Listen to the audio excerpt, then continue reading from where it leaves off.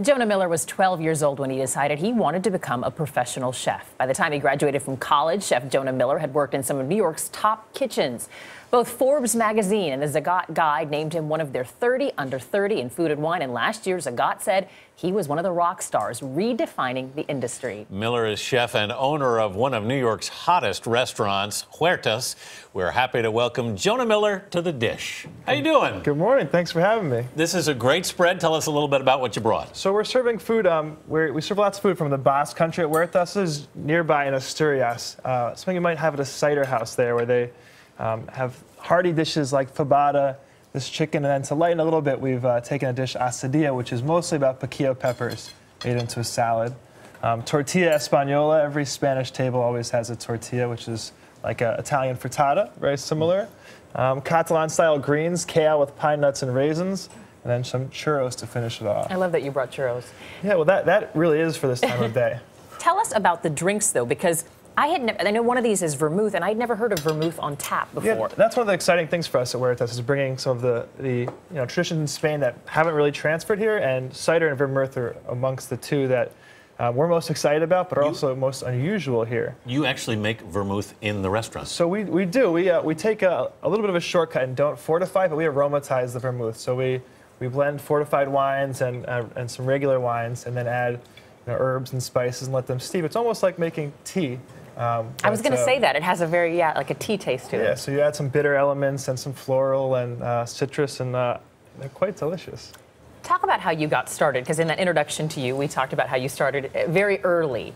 Yeah, When did you know? I was lucky that I knew what I wanted to do at a very young age, and actually for his 13th birthday, a good friend of mine got a gift card to eat at Chanterelle, which was really among the best restaurants in the country at that time.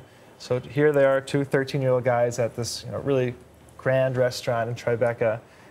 They were a little bit perplexed and invited us back to see the kitchen and talk to the chef and owner, David Waltuck. And one thing led to another, and we cooked there for 2 summers as interns. And starting at 14? Starting at 14, which is, I guess, the legal working age, I think. I think it's still the case. I guess it took, huh?